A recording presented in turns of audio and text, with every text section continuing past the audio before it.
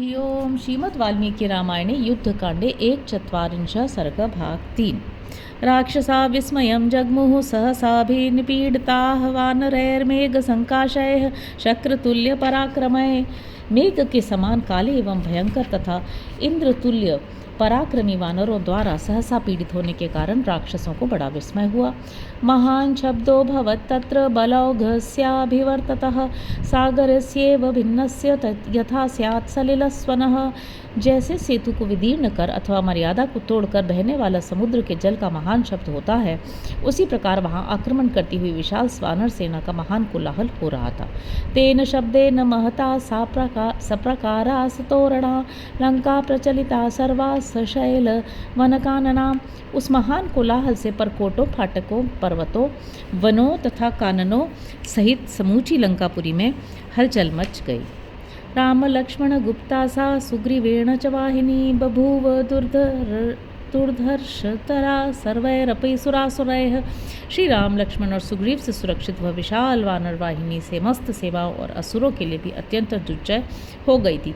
राघवः सन्निवेश्यैवं स्वसैन्यं रक्षसां वधे समन्त्र्य मंत्रिभिः सार्धं निश्चित्य च पुनः पुनः आनन्तर्यमभिप्रेप्सुः क्रमयोगार्थ तत्त्वितः। विभीषणस्यानुमते राजधर्ममनुस्मरन् अंगदं वालितनयं समाहूयेदमब्रवीत्। इस प्रकार राक्षसों के वध के लिए अपनी सेना को यथास्थान खड़ी करके उसके बाद के कर्तव्य को जानने की इच्छा से श्री रघुनाथ जी ने मंत्रियों के साथ बारंबार सलाह की और एक निश्चय पर पहुंचकर साम, दान आदि उपायों के क्रमशः प्रयोग से सुलभ होने वाले अर्थ तत्व के ज्ञाता श्री राम विभीषण की अनुमति ले राजधर्म का विचार करते हुए बालीपुत्र अंगद को बुलाकर उनसे इस प्रकार बोले। गत्वा सौम्य दशग्रीवं ब्रूहि मद्वचनात् कपे लंघयित्वा पुरीं लंकां भयं त्यक्त्वा गतव्यथः भ्रष्टशीकं गतैश्वर्यं मुमूर्षा नष्टचेतनम्। सौम्य कपिप्रवर दशमुख रावण राज्य लक्ष्मी से भ्रष्ट हो गया। अब उसका ऐश्वर्य समाप्त हो चला, वह मरना ही चाहता है, इसलिए उसकी चेतना नष्ट हो गई है। तुम परकोटा लांघकर लंकापुरी में भय छोड़कर जाओ और व्यथा रहित हो उससे मेरी ओर से ये बातें कहो। ऋषीणां देवतानां च गन्धर्वाप्सरां तथा नागानामथ यक्षाणां राज्ञां च रजनीचर यच्च पापं कृतं मोहाद् वलितेन राक्षस नूनं ते विगतो दर्पः स्वयं भू वरदानजः तस्य पापस्य संप्राप्ता व्युष्टिरद्य दुरासदा। निशाचर राक्षसराज, तुमने मोहवश घमंड में आकर ऋषि, देवता, गंधर्व, अप्सरा, नाग, यक्ष और राजाओं का बड़ा अपराध किया है। ब्रह्मा जी का वरदान पाकर तुम्हें जो अभिमान हो गया था, निश्चय ही उसके नष्ट होने का अब समय आ गया है। तुम्हारे उस पाप का दुस्सह फल आज उपस्थित है। यस्य दंडधरस्तेऽहं दाराहरणकर्षितः दंडं धारयमाणस्तु लंका द्वारे व्यवस्थितः। मैं अपराधियों को दंड देने वाला शासक हूँ। तुमने जो मेरी भार्या का अपहरण किया है, इससे मुझे बड़ा कष्ट पहुँचा है, अतः तुम्हें उसका दंड देने के लिए मैं लंका के द्वार पर आकर खड़ा हूँ।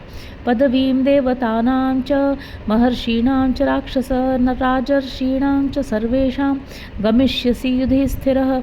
राक्षस, यदि तुम युद्ध में स्थिरता पूर्वक खड़े रहे तो उन समस्त देवताओं, महर्षियों और राजर्षियों की पदवी को पहुंच जाओगे। उन्हीं की भांति तुम्हें परलोकवासी होना पड़ेगा। बलेन येन वै सीतां मायया राक्षसाधम मामतिक्रम्ययित्वा त्वं हृतवांस्तव निर्दर्शय। नीच निशाचर, जिस बल के भरोसे तुमने मुझे धोखा देकर माया से सीता का हरण किया है, उसे आज युद्ध के मैदान में दिखाओ। राक्षसमिमं लोकं कर्तास्मि निशितैः शरैः न चेच्छरणमभ्येषि तामादाय तु मैथिलीं। यदि तुम मिथिलेश कुमारी को लेकर मेरी शरण में नहीं आए तो मैं अपने तीखे बाणों द्वारा इस संसार को राक्षसों से सूना कर दूंगा। धर्मात्मा राक्षस श्रेष्ठ संप्राप्तोऽयं विभीषणः लंकैश्वर्यमिदं श्रीमान् ध्रुवं प्राप्नोत्य कंटकम्। राक्षसों में श्रेष्ठ ये श्रीमान धर्मात्मा विभीषण भी मेरे साथ यहाँ आए हैं। निश्चय ही लंका का निष्कंटक राज्य इन्हें ही प्राप्त होगा। नहि राज्यमधर्मेण भोक्तुं क्षणमपि त्वया शक्यं मूर्ख सहायेन पापेन विदितात्मना। तुम पापी हो, तुम्हें अपने स्वरूप का ज्ञान नहीं है और तुम्हारे संगी साथी भी मूर्ख हैं, अतः इस प्रकार अधर्म पूर्वक अब तुम एक क्षण भी इस राज्य को नहीं भोग सकोगे। युध्यस्व माधृतिं कृत्वा शौर्यमालम्ब्य राक्षस स्वच्छरस्त्वं रणे शान्तस्ततः पुत्रो भविष्यसि। राक्षस क्रूरता का आश्रय ले धैर्य धारण करके मेरे साथ युद्ध करो। रणभूमि में मेरे बाणों से शांत होकर तुम पूत हो जाओगे, निशुद्ध और निष्पाप। यद्या विशसि लोकाश्रीन् पक्षीभूतो निशाचर मम चक्षुः पथम प्राप्य न जीवन प्रतियास्यसि। निशाचर, मेरे दृष्टिपथ में आने के पश्चात यदि तुम पक्षी होकर तीनों लोकों में उड़ते और छिपते फिरो तो भी अपने घर को जीवित नहीं लौट सकोगे। ब्रवीमि त्वां हितं वाक्यं क्रियता मौर्ध्वदेहिकं सदृष्टा क्रियतां लंका जीवितं ते मयि स्थितम्। अब मैं तुम्हें हित की बात बताता हूँ, तुम अपना त्याग कर डालो, परलोक में सुख देने वाले दान पुण्य कर लो और लंका को जी भर कर देख लो, क्योंकि तुम्हारा जीवन मेरे अधीन हो चुका है। इत्युक्तः स तु तारेयो रामेणा क्लिष्टकर्मणां जगामाकाशमाविश्य मूर्तिमानिव हव्यवाट। अनायासी महान कर्म करने वाले भगवान श्री राम के ऐसा कहने पर तारा कुमार अंगद मूर्तिमान अग्नि की भांति आकाश मार्ग से चल दिए। हरि ओम।